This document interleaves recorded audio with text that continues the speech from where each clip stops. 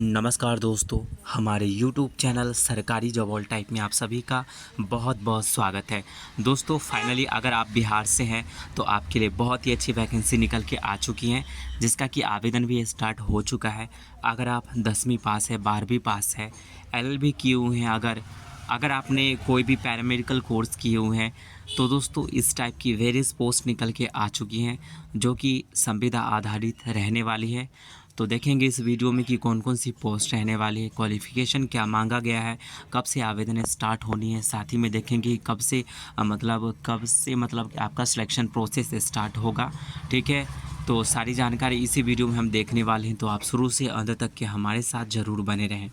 और हाँ, इससे पहले आप सभी को हम बताना चाहेंगे कि अगर आप हमारे चैनल पर नए हैं तो चैनल को तुरंत सब्सक्राइब कर लें, साथ ही बेल आइकन को दबा लें ताकि इससे जुड़ी हर अपडेट आपको पल पल मिलती रहे। तो चलिए ज़्यादा टाइम आपका नहीं लेंगे, बढ़ते हैं आगे की तरफ, देखते हैं कौन कौन सी वैकेंसी और कहाँ से निकल के आई हैं। तो यहाँ पर देख रहे हैं कि ये जो वैकेंसीज़ रहने वाली है, यहाँ पे ये समाहार न्यायालय गया की तरफ से रहने वाली है, जो कि जिला प्रोग्राम कार्यालय गया की तरफ से रहने वाले वन स्टॉप सेंटर के तहत। ठीक है, जिसमें कि विज्ञापन संख्या 5/2025 रहने वाली है, जिसमें बताया गया है कि महिला एवं बाल विकास निगम बिहार पटना के पत्रांक WCDC/2088/23 दिनांक यहाँ पर देख रहे हैं 28/9/2023 एवं पत्रांक इतना इतना रहने वाला है कि दिनांक 19/10/2023 विभागीय मार्गदर्शिका तथा अन्य संगत दिशा निर्देश के आलोक में वन स्टॉप सेंटर गया के संचालन हेतु संविदा आधारित रिक्त पदों पर सुयोग अभ्यर्थियों से ईमेल के माध्यम से आवेदन जो मांगा गया है, ठीक है, जिसका विवरण निम्नवत है जो कि हम आपको आगे बताएंगे। तो सबसे पहले ये जान लीजिए कि आपका जो एप्लीकेशन होना है वो मेल के माध्यम से आपको एप्लीकेशन करनी है। वो कैसे करनी है हम आपको आगे बताएंगे, बने रहें। ठीक है, और दोस्तों और भी कोई जानकारी चाहिए तो हमें ज़रूर कमेंट करके बताएं दोस्तों। ठीक है, चलिए बढ़ते हैं आगे की तरफ। सबसे पहले वैकेंसी डिटेल्स देखें कि कौन कौन सी पोस्ट निकल के आए हैं, क्वालिफ़िकेशन क्या मांगा गया है, साथ ही में आपका सैलरी कितना रहने वाला, कितनी पोस्ट रहेगी, सारी जानकारी कैटेगरी वाइज वैकेंसीज भी देखेंगे। तो यहाँ पर देखना है कि पद का नाम है केस वर्कर, महिला के लिए जो आरक्षित है। पदों की संख्या 1 है और ये जो है वो अत्यंत पिछड़ा वर्ग से जो आते हैं उन कैंडिडेट के लिए है। ठीक है, जिनका कि मासिक मानदेय जो है वो मानदेय आपको 22,000 रुपया प्रति महीने मिलेगी। ठीक है, इसमें एजुकेशन क्वालिफ़िकेशन की बातचीत कर ले तो यहाँ पे क्वालिफ़िकेशन जो मांगा गया है वो देख रहे हैं यहाँ की शैक्षणिक योग्यता कानून, समाज कार्य, समाजशास्त्र, सामाजिक विज्ञान, मनोवैज्ञानिक में स्नातक। ठीक है, तो अगर इसमें स्नातक आप किए हुए हैं, ठीक है, तो आप इसके लिए एलिजिबल है। साथ ही में यहाँ पे अनुभव भी मांगी गई है कि अनुभव में महिलाओं को मुद्दतों से संबंधित किसी भी सरकारी या गैर सरकारी परियोजना कार्यक्रम में काम करने का कम से कम 3 वर्ष का अनुभव मांगा गया है। तो आप इस फॉर्म को भर सकते हैं। ठीक है, चलिए आगे बढ़ते हैं और देखते हैं अगली वैकेंसी यहाँ पे जो रहने वाली है वो सुरक्षा प्रहरी और रात्रि प्रहरी की पोस्ट रहने वाली है। टोटल यहाँ पे पदों की संख्या 3 है, जिसमें कि अनारक्षित युवा कैटेगरी के लिए एक पोस्ट है, अत्यंत पिछड़ा वर्ग के लिए एक पोस्ट रखी गई है और अनारक्षित महिला के लिए एक पोस्ट आरक्षित है, जिसमें कि मानदेय आपको प्रति महीने 13,000 रुपया पर मंथ आपको मानदेय दिया जाएगा। वहीं पे शैक्षणिक योग्यता की बातचीत करें तो शैक्षणिक योग्यता में आपसे मांगा गया है मैट्रिकुलेशन। साथ ही में अनुभव की बातचीत करें तो सुरक्षा प्रहरी के रूप में सरकारी या प्रतिष्ठित संस्थान में राज्य या फिर जिला स्तर पर कार्य करने का कम से कम 2 वर्ष का अनुभव है। तो इस पोस्ट के लिए एलिजिबल है, फॉर्म भर सकते, कोई दिक्कत नहीं है। ठीक है, उन लोगों के लिए वैकेंसी बहुत अच्छी है जिन लोगों ने कहीं भी सिक्योरिटी गार्ड के रूप में तैनात थे, कहीं भी काम किए हैं। ठीक है, तो इनके लिए बहुत ही अच्छी ये वैकेंसीज रहने वाली है, क्योंकि यहाँ पे अनुभव मांगा गया है 2 वर्षों का। ठीक है, चलिए आगे देखते हैं।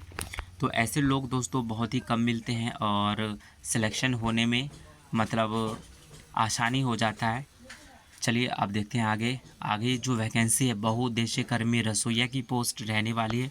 टोटल 3 पोस्ट है, अनारक्षित में 1 है, अत्यंत पिछड़ा वर्ग में 1 है और अनारक्षित महिला वर्ग के लिए 1 पोस्ट रखी गई। इसमें भी आपसे 13,000 रुपया पर मंथ आपको मासिक मानदेय मिलेगा। ठीक है, अनुभव की बातचीत करें तो शैक्षणिक योग्यता यहाँ पे देख रहे हैं मैट्रिक मांगा गया है, संबंधित क्षेत्र में कार्य करने का अनुभव आपके पास होना चाहिए। ठीक है, तो आप इस फॉर्म को भर सकते, कोई दिक्कत नहीं रहेंगी। अब अगली पोस्ट की बातचीत करें तो पैरालीगल पर्सन अधिवक्ता अंशकालिक की वैकेंसीज यहाँ पे रहने वाली एक पोस्ट है अनारक्षित वर्ग में।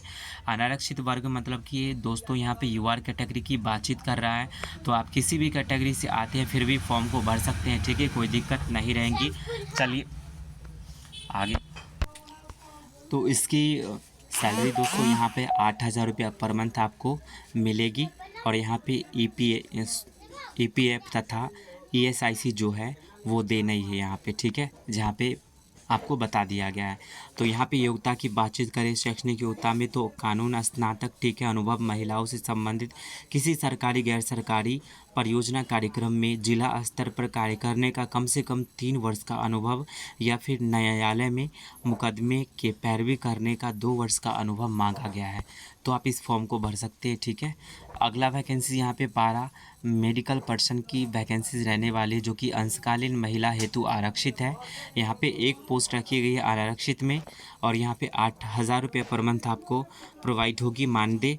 और आपकी शैक्षणिक योग्यता की बातचीत करें तो यहाँ पर देख रहे हैं पैरामेडिक्स में यहाँ पे प्रोफेशनल डिग्री या फिर डिप्लोमा है तो फॉर्म को भर सकते हैं। अनुभव यहाँ पे सरकारी गैर सरकारी क्षेत्र में स्वास्थ्य में से संबंधित परियोजना कार्यक्रम में जिला स्तर पर कार्य करने का कम से कम 3 वर्ष का अनुभव है, तो फॉर्म को भर सकते हैं। चलिए अब आपको बताते हैं कि आपको किस तरीक़ा से आपको आवेदन करना है, कैसे डाउनलोड करना है फॉर्म को। ठीक है, बने रहें।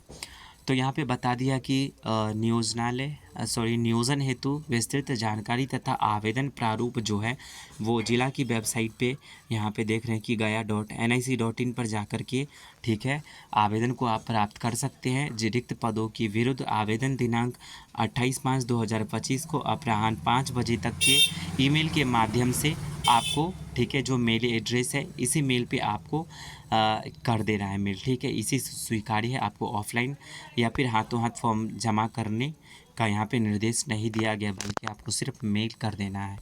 तो मेल कैसे करना है ये भी हम बताएंगे, हम पहले आगे देख लेते हैं। तो यहाँ पे बता दिया है कि उक्त सूचना state.bihar.gov.in पर भी जाकर के आप देख सकते हैं। ठीक है, तो ये जानकारी है, पदाधिकारी जो है यहाँ जिला पदाधिकारी गया की है। ठीक है, और यहाँ पे बातचीत करें तो देख रहे हैं दोस्तों आपको 28/5 तक की ही आवेदन करनी है।